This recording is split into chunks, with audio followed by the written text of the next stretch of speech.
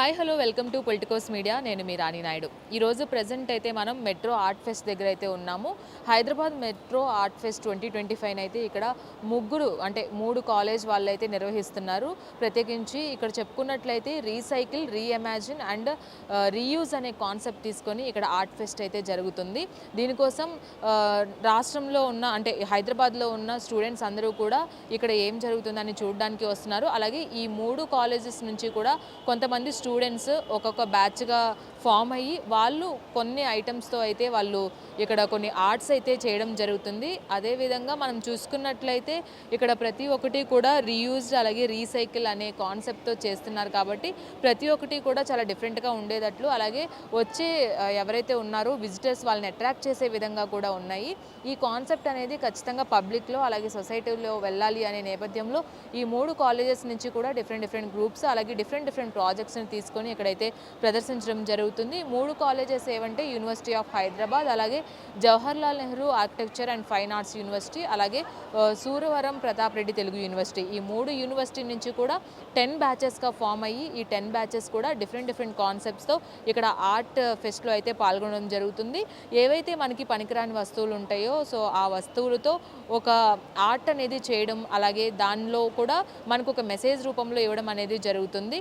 మనం first of all మనం చూసుకున్నట్లయితే ఇక్కడ మనకి గోనె సంచులు, ఆ జూట్కి ఏదైతే ఉందో ఆ ప్రాజెక్ట్స్తో అయితే ఆ వస్తువులతో అయితే ఇక్కడ ఆ గోను సంచులతో కూడా ఇక్కడ ఒక డిఫరెంట్ ప్రాజెక్ట్ చేయడం జరుగుతుంది.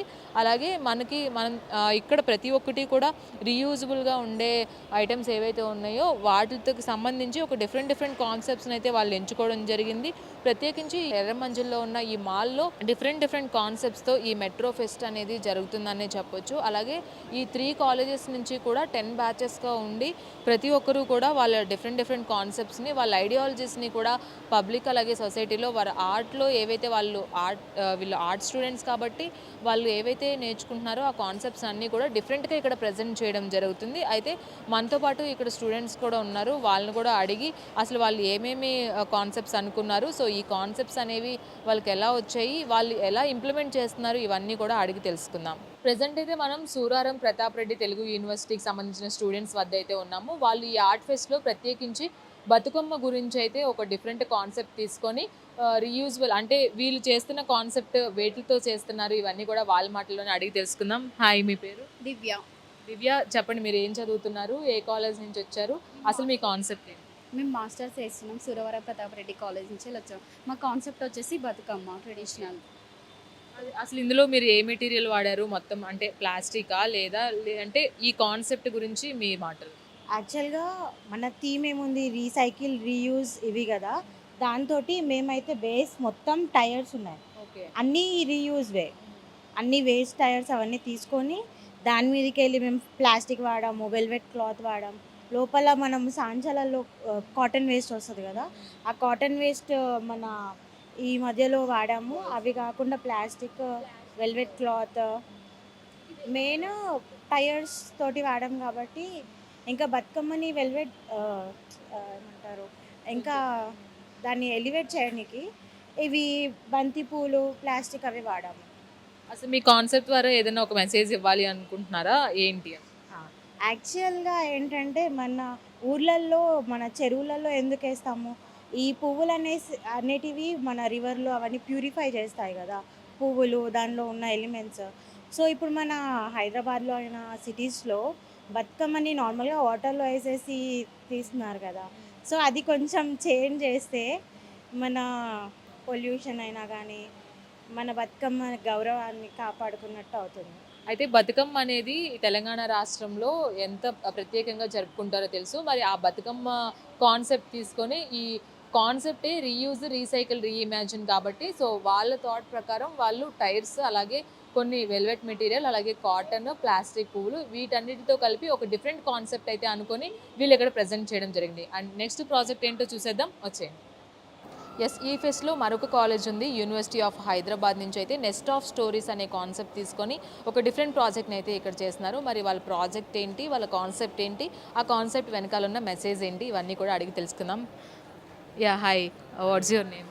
My name is Rakesh and we have a group of members and we are from University of Hyderabad and we are creating home which is for birds and small species. So Like bird nest, you are creating the bird nest, right? yes, ma'am.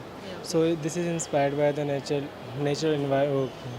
homes creator, and so this is the main concept behind the creating the nets of stories is like peoples are engaging, like we all are human species, and in the scale of world we are that much small like birds and also, so that's what we are wanted to create with this artwork. So people are engaging in this and creating their thoughts, sharing their thoughts, meeting with other people's their thoughts, their ideas and all. So What is the main message you are giving to the society through your project? So main message is especially you are saying that seeing that the homes which for the birds which is very necessary, and in this particularly in Hyderabad most of the lands are converting into multi-story buildings and all.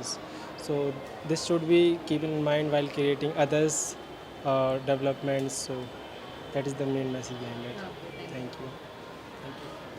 Yes, చూసుకున్నట్లయితే ఇప్పుడున్న సొసైటీలో ఇప్పుడున్న మన day to day లైఫ్లో బర్డ్స్కి అనేవి చాలా importance తగ్గిపోతుంది. వాళ్ళు అవి ఉండడానికి కూడా ఒక గూడు ఏర్పాటు చేసుకోవడానికి కూడా ప్లేసెస్ ఉండట్లేదు. ఎందుకంటే ఆ చెట్లను కొట్టేస్తున్నారు, ఎక్కడ చెట్లు ఉండట్లేదు, అవి ఉండడానికి ప్లేసెస్ ఉండట్లేదు, వాటికి కనీసం నీళ్లు తాగడానికి కూడా ప్లేస్ ఉండట్లేదు. కాబట్టి బర్డ్ నెస్ట్లు అనేవి, ఈ ట్రీస్ అనేవి ఎంత ఇంపార్టెంట్ అనే కాన్సెప్ట్ తీసుకొని యూనివర్సిటీ ఆఫ్ హైదరాబాద్ తరపు నుంచి నెస్ట్ ఆఫ్ స్టోరీస్ అంటూ బర్డ్స్ కోసం అయితే ఒక నెస్ట్ అయితే వారు తయారు చేస్తున్నారు. సో ఇది కూడా రియాలిటీ అంటే ఏవైతే అవి ఉంటాయో చెట్టు కొమ్మలు వాటన్నిటిని సేకరించి వాళ్ళు ఇక్కడ ఒక బిగ్ నెస్ట్ అయితే క్రియేట్ చేస్తున్నారు. అండ్ నెక్స్ట్ ఇంకొక ప్రాజెక్ట్ ఏంటో చూసేద్దాం, వచ్చేయండి.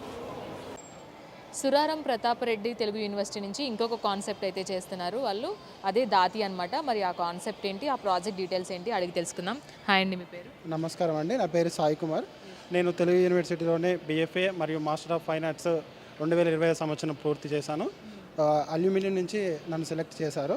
నా కాన్సెప్ట్ వచ్చేసి దాతి నుంచి ధాతు అనేది వస్తువు అనేది ఉత్పత్తి అవుతుంది. మనకి ఇక్కడ చూసుకున్నట్లయితే ఎడ్లబండి దిండు కనిపిస్తుంది, ఇక్కడ మంచం కోలు కనిపిస్తుంది. దీన్ని మనము ఇది గుర్రాలు అంటారు, ఇంటికి పాకకు వాడతారు. ఇది కుదురు, ఇది మేస్త్రి యొక్క టూలు, ఇవి విండోస్, ప్రతి ఒక్క వస్తువు అండి. ఇక్కడ గౌట్స్ వాడేది వెనక మోకు కట్టుకుంటారు. సో ప్రతి ఒక్క వస్తువు కార్పెంటర్ చేస్తాడు. అది నేను రిప్రజెంటేషన్ చేస్తున్నాను, నా ఆర్ట్ వర్క్ ద్వారా నేను చూపిస్తున్నాను. మీ కాన్సెప్ట్ నుంచి ఒక మెసేజ్ ఏమిద్దాం అనుకుంటున్నారు? పాతయి పోతున్నాయని నేను చూపిస్తున్నాను అండి. అది ఇప్పుడు అంతా ప్లాస్టిక్ ప్రపంచం అయిపోయింది, వుడ్ నుంచే ఇవన్నీ వస్తాయని చూపించారు. అవునండి, అంతే. ఎస్, చూసుకున్నట్లయితే దాతి అనే కాన్సెప్ట్ తీసుకొని ఏదైతే వుడ్ నుంచి మనం ఇంట్లో వాడుకునే వస్తువుల దగ్గర నుంచి ప్రతి ఒక్కటి కూడా ఎలా తయారవుతాయి, అలాగే దాని వెనకాల ఉన్న ఒక మంచి మెసేజ్. సో ఆ పాత వస్తువులను అందరూ మర్చిపోతున్నారు.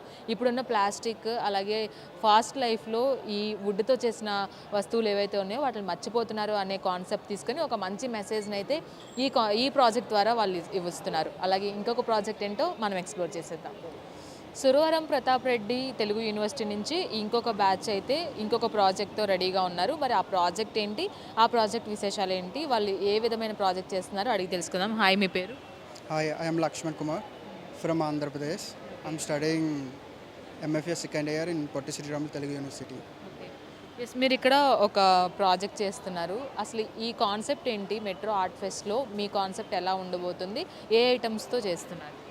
యాక్చువల్ ది కాన్సెప్ట్ వచ్చేసి రీయూజ్, రీసైకిల్, రీఇమేజిన్ అనే కాన్సెప్ట్ ద్వారా మేము వేస్ట్ అయిన మెటీరియల్తో ఒక ఆర్ట్ ఫామ్ క్రియేట్ చేస్తున్నాం. సో బేసిక్లీ నా కాన్సెప్ట్ వచ్చేసి నా background agriculture background. So how they facing the problems అనేది దాన్ని డిస్కస్ చేస్తూ వర్క్స్ అనేది స్టార్ట్ చేస్తున్నాం. సో మోస్ట్లీ నేను యూజ్ చేస్తుంది ఏంటంటే monkeys and bamboos, some waste cotton and jute bags. So ఇవి యూజ్ చేస్తూ ఒక సింబాలిక్గా నేను రిప్రజెంట్ చేస్తూ చెప్తున్నాను. అంటే అక్కడ కాన్సెప్ట్ చూస్తుంటే అది డిఫరెంట్గా ఉంది. అసలు అది ఏంటి? అసలు actually that is rich God. నేనేంటంటే సింబాలిక్గా ప్యాడీకి సింబాలిక్గా తీసుకున్నా. I don't want to show that paddy direct paddy. So అందుకోసం నేను సింబాలిక్గా ఒక థింగ్ తీసుకొని దాన్ని డిపిక్ట్ చేస్తూ చెప్తున్నా. అండ్ దానిపైన మంకీస్ వస్తాయి. So the monkeys connectivity, they tiles are connectivity to each one. It's dependent to how they mindset to focus their agriculture to another crop. So and this bag ఈ bags గురించి అంటే చెప్పండి, అసలు ఏం చేస్తున్నారు ఈ concept గురించి? And this is I'm referring actually ఇది వచ్చేసి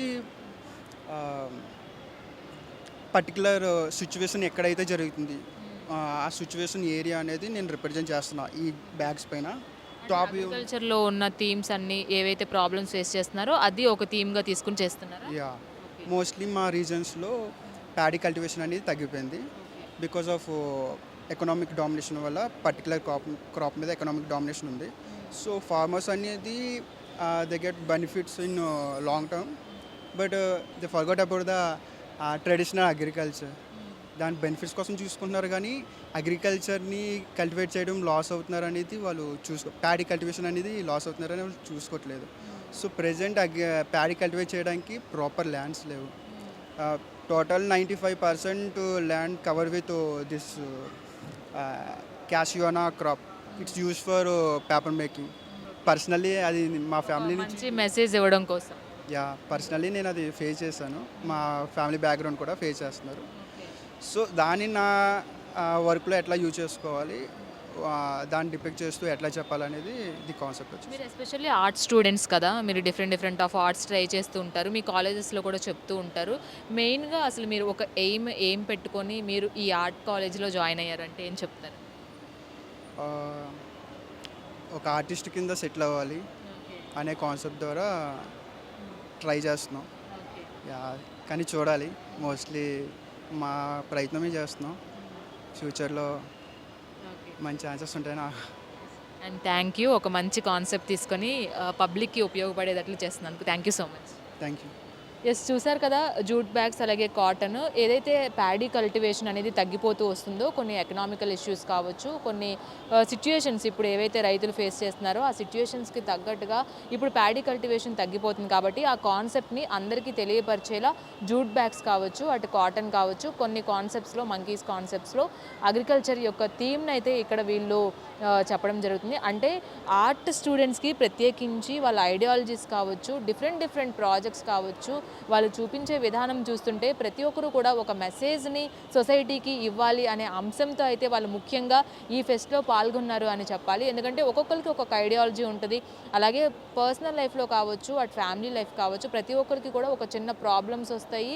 ఆ ప్రాబ్లమ్స్ని కూడా ఒక మెసేజ్ రూపంలో ఎవరైతే ఎస్పెషల్లీ ఫార్మర్స్ అనేవాళ్ళు వాళ్ళు ఎంత ప్రాబ్లమ్స్ ఫేస్ చేస్తున్నారు, ఆఖరికి ఈ అగ్రికల్చర్లో నష్టాలు అంటే ఈ వ్యవసాయం చేసేటప్పుడు వాళ్ళు నష్టాలు ఎంతగానో వస్తూ ఉంటాయి. ఆ నష్టాలకి కూడా వాళ్ళు ఆత్మహత్యలు చేసుకోవడం మనం చూస్తూ ఉన్నాము. మరి ఈ కాన్సెప్ట్స్ అన్నిటిని తీసుకొని ఒక అద్భుతమైన ప్రాజెక్ట్ని, అది కూడా రీయూజ్, రీసైకిల్, రీఇమాజిన్ అనే కాన్సెప్ట్ బేస్ చేసుకుని రన్ అవుతున్న ఈ ఫెస్ట్లో తీసుకురావడం అనేది నిజంగా ఒక అద్భుతమైన విషయం అనే చెప్పాలి. ప్రతి ఒక్క ఆర్ట్ స్టూడెంట్ కూడా తన 100% ఇస్తూ ఈ ఫెస్ట్లో పాల్గొంటున్నారు. సో చూసారు కదా, మెట్రో ఆర్ట్ ఫెస్ట్ 2025 వివిధ రకాలైన కాన్సెప్ట్తో, వివిధ రకాలైన ప్రాజెక్ట్స్తో మొత్తంగా 40 మంది విద్యార్థులు 3 కాలేజెస్ నుంచి అటు అంటే యూనివర్సిటీ ఆఫ్ హైదరాబాద్, అలాగే Jawaharlal Nehru architecture and fine arts university, అలాగే సూరవరం ప్రతాప్ రెడ్డి తెలుగు యూనివర్సిటీ, ఈ 3 కాలేజెస్ నుంచి కూడా 40 మంది విద్యార్థులు 10 ప్రాజెక్టులతో ఇక్కడ డైలీ కూడా వాళ్ళు ప్రదర్శిస్తున్నారు. అలాగే ఇది నవంబర్ 1 వరకు కూడా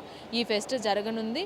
అలాగే ఇందులో డిఫరెంట్ కాన్సెప్ట్స్తో వాళ్ళకి తగ్గ ఐడియాలజీతో వాళ్ళు ఏవైతే అనుకుంటున్నారో రీయూజ్, రీసైకిల్ అండ్ రీఇమాజిన్ అనే కాన్సెప్ట్ తీసుకొని వాళ్ళకున్న అంటే ఏవైతే సొసైటీకి కానీ పబ్లిక్ కానీ వాళ్ళు మెసేజ్ ఇవ్వాలి అనుకుంటున్నారో వాళ్ళు ఆ మెసేజ్కి తగ్గట్టుగా ఒక కాన్సెప్ట్ ఎంచుకొని మన ట్రెడిషనల్స్ని ఫాలో అవుతూ, అలాగే మనం చూసాము దాతి కాన్సెప్ట్ కావచ్చు, బతుకమ్మ కాన్సెప్ట్ కావచ్చు, అలాగే అగ్రికల్చర్కి సంబంధించింది కావచ్చు, బర్డ్ నెస్ట్ కావచ్చు, ఇవి నేను కొన్ని మాత్రమే మీకు చూపించాను. ఇలా డిఫరెంట్ కాన్సెప్ట్తో ప్రతి ఒక్క కాన్సెప్ట్ కూడా మనకి సమాజానికి సమాజానికి ఉపయోగపడే మెసేజ్ని అయితే స్టూడెంట్స్, ప్రత్యేకించి ఆర్ట్స్ కాలేజ్ నుంచి వచ్చిన స్టూడెంట్స్ మనకి తెలియజేస్తున్నారు. మొత్తంగా చూసుకున్నట్లయితే హైదరాబాద్ నెక్సెస్ మాల్లో ఈ మెట్రో ఆర్ట్ ఫెస్ట్ 2025 అయితే చాలా బాగా జరుగుతుందని చెప్పాలి. వచ్చిన ప్రతి స్టూడెంట్ కూడా అలాగే పబ్లిక్ని అట్రాక్ట్ చేసే విధంగా వాళ్ళ కాన్సెప్ట్స్ని ఎంచుకుంటున్నారు. ఇది ఇవాల్టి స్పెషల్ స్టోరీ. వీడియో జర్నలిస్ట్ లోకేష్తో రాణి, పొలిటికోస్, హైదరాబాద్.